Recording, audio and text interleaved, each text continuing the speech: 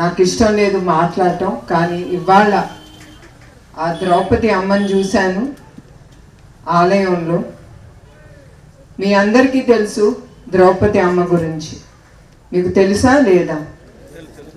అప్పుడు కౌరవులు ఏం చేశారు? ఆవిడి భర్తని అవమానించాలని సిగ్గు లేకుండా ఒక ఆడదని, ద్రౌపది అమ్మని సభలోకి తీసుకొచ్చి ఆ అమ్మ చీర లాగారు. ఎందుకు? భర్తని కొట్టడానికి. వాళ్ళకి వేరే దారి దక్కలేదు, ఒక ఆడది దక్కింది వాళ్ళకి. అట్లానే మన అసెంబ్లీలో చంద్రబాబు నాయుడు గారిని హింసించాలని, ఆయనకి ఎదురు దెబ్బ కొట్టాలని వాళ్ళకి తెలిసి నా పేరు లాగారు, నా శీలాన్ని గురించి వాళ్ళు మాట్లాడారు. అది ఒక్కరికి అవసరం లేదు. ధైర్యం ఉంటే మొగాడుగా నుంచుని మాట్లాడాలి, కానీ ఒక్క స్త్రీని లాగకూడదు. మీరందరూ కూడా ఇక్కడ చాలా మంది మొగాళ్ళు ఉన్నారు. ఒక్క స్త్రీ గురించి మీకు మాట్లాడే హక్కు ఎవరికి లేదు ఇక్కడ. ఏ స్త్రీ ఎట్లాంటిదో తనకి తెలుసు, తన జీవితం గురించి తెలుసు. అది మనం నేర్చుకోవాల్సింది అక్కడంతా. అది అన్నీ అయిన తర్వాత ద్రౌపదికి కృష్ణుడే దిగి వచ్చి ఆవిడికి సహాయం అందించాడు. అట్లా ప్రజల్లో దేవుడు వచ్చి, అట్లా చంద్రబాబు నాయుడు గారికి కానీ ఆయన కుటుంబం కానీ ప్రజల్ని దేవుళ్ళుగా మా కుటుంబంకి నుంచున్నారు. అది నేను ఎప్పుడూ మర్చిపోను. ప్రతి సందర్భంలో మా కుటుంబంలో చాలా జరిగినాయి మా జీవితాలు.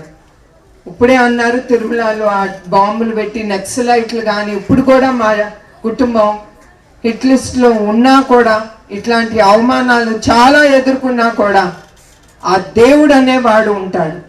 ఎప్పుడు మా కుటుంబం మీకోసం, ప్రజల సేవ కోసం వాళ్ళు ఉన్నారు. వాళ్ళు అట్లా మా కుటుంబం ఉంది గనక ఆయన్ని రాజమండ్రిలో నిర్బంధించినప్పుడు మీ అందరికీ తెలుసు, రుజువు ఏమీ లేకుండా 57 రోజులు నుంచున్న ఆయన ఖైదీ చేసినప్పుడు అప్పుడు దేవుడే దిగొచ్చి ప్రజల ద్వారా ముందుకొచ్చారు. అదే గనక ఆయన తినుంటే ఆ 26 కోట్లని చివరికి చెప్పారు. ఆ 26 కోట్లు కూడా వాళ్ళు చూపించలేకపోయారు. అది మా కుటుంబం అంటే. అట్లానే ఇప్పుడు నా గురించి మీకు ముందర ఎందుకు చెప్తున్నానంటే, ఏనాడు నేను ఆ విషయం మాట్లాడలేదు. మగవాళ్ళని అందరికీ గుర్తు చేయటానికి తప్ప వేరే దానికి కాదు. ఇదేమి ఎలక్షన్ క్యాంపెయిన్ కాదు, నాకు అవసరం కూడా లేదు. ఇది స్త్రీని మర్యాదించాలి, స్త్రీ ఒక అమ్మ లాంటిది అనేది మీరందరూ మర్చిపోకూడదు. అది మీ అందరికీ గుర్తు చేయడానికి ఇది చెప్పేది. ఈ విషయం నేను ఏనాడు 10 మంది ముందర ఆ విషయం ఏనాడు మాట్లాడలేదు. కానీ ఇప్పుడు ఆ ద్రౌపది అమ్మని ఆ గుడిలో చూశాను కనుక మీకు ఒకసారి విన్నవించాలని నా మనసులో ఏముంది అని నేను మాట్లాడాను. అది నేను ఎవరికి అక్కర్లేదు. నా భర్తకి తెలుసు, అందరికీ తెలుసు నేను ఎట్లాంటి దాన్ని. So that's not at all important for me. తర్వాత భక్తికి వచ్చినప్పుడు మనందరం ఇప్పుడు మోడర్న్ ఏజ్లో ఉన్నాము. మన యువకులు అందరూ మన సాంప్రదాయాలు, మన గుడికి వెళ్ళటాలు అవన్నీ మనం మర్చిపోకూడదు. ఒకప్పుడు హరికథ, బుర్రకథ, ఆ సంస్కృతి గురించి పాఠాలు చెప్పటం కానీ అవన్నీ ఉండేవి ఒకప్పుడు. ఇవన్నీ అవి as the days are going on అవన్నీ తగ్గుతున్నాయి. అందుకే చంద్రబాబు నాయుడు గారు ఆయన అవన్నీ గుర్తించి ఆయన డబ్బు కూడా శాంక్షన్ చేశారు. ఇప్పుడు వరకు శ్రీవాణి ట్రస్ట్ కింద 139 దేవాలయాలు, ఇప్పుడు వరకు దాని ఖర్చు 63.67 లక్షల రూపాయలు, 127 టెండర్లు పిలిచారు ఆ ఖర్చుకి. అట్లానే 11 దేవాలయాలు ఇప్పుడు వరకు మన కుప్పం నియోజకవర్గానికి 56.33 కోట్ల రూపాయలు శాంక్షన్ చేశారు మన చంద్రబాబు నాయుడు గారు, మన ముఖ్యమంత్రి. అదే కాకుండా మీరు 5 ఏళ్ల క్రితం మీరు చూశారు ఎట్లా ఆ పాన్లో వైసీపీ పాలన మన దేవాలయాల మీద ఎట్లా వాళ్ళు విరుచుకుపడి అక్కడ ఉండే దేవుళ్ళని ఎరగొట్టి మన దేవుళ్ళు ఊరేగించే రథాల్ని నిప్పంటించి చాలా మన హిందూ మతానికి చాలా తప్పు చేశారు వాళ్ళు.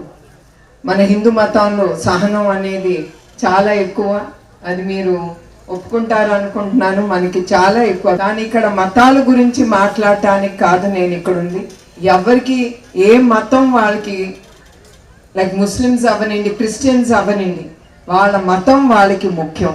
అది మన గౌరవించటం మనది బాధ్యత. మనం మస్జిద్ కానీ చర్చ్కి కానీ వెళ్తున్నామంటే మన ఫ్రెండ్స్తో పాటు వాళ్ళ ప్రార్థన కూడా చెయ్యాలి. నేను చాలాసార్లు మస్జిద్కి నేను వెళ్ళాను. నా ఫ్రెండ్ ఒక ముస్లిం అమ్మాయి ఉంది, తను నాకు డిస్ట్ అని అక్కడ వాళ్ళు బాగా తీస్తారని మస్జిద్కి ఇప్పుడు కూడా తీసుకెళ్తుంది. నేను వెళ్తా ఉంటాను ఆవిడతో.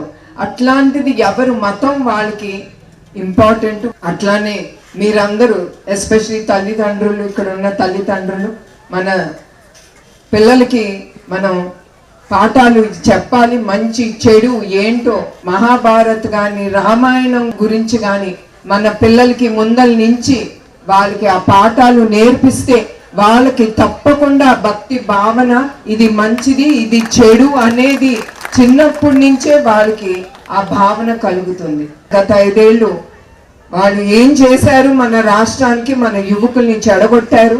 అయిపోయింది అదంతా మీరు మనసులో పెట్టుకుని ఇప్పుడు ముందుకెళ్ళే మన యువకులకి అవన్నీ గుర్తు చేసి మంచేదో చెడేదో మన చెప్పటం మన తల్లిదండ్రులకి అది మన తొలి కర్తవ్యం. అట్లానే చంద్రబాబు నాయుడు గారి నాయకత్వం గురించి నేను ప్రత్యేకంగా చెప్పక్కర్లేదు. అది కూడా ఇక్కడ కుప్పం నియోజకవర్గం గురించి ఆయన ఎప్పుడు ప్రజల సేవే అనుకుంటారు. ఆయన ఉన్నే రోజు పొద్దున వెళ్తారు దేవుడి గదిలోకి, నమస్కారం పెట్టుకుంటారు 1 నిమిషం.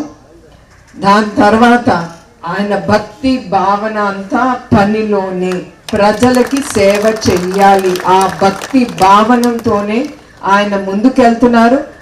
ఆ భక్తితో ఆయన వెళ్తున్నారు కనుక దేవుడు ఆయనతో పాటు ఉండి నడిపిస్తాడని నేను అనుకుంటున్నాను.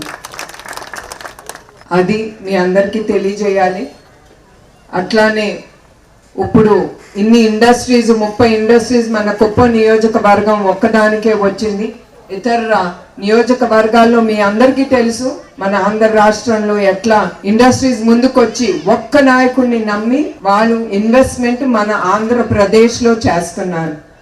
అది మీరు గుర్తుంచుకోవాలి. అట్లాంటి నాయకుడిని మీరు 40 ఏళ్ళు నమ్మి ఆయన ఎన్నుకున్నందుకు మీ అందరికీ నా హృదయపూర్వక నమస్కారాలు. మీకు నా పాదాభివందనాలు. ఎప్పుడు మేము మర్చిపోం.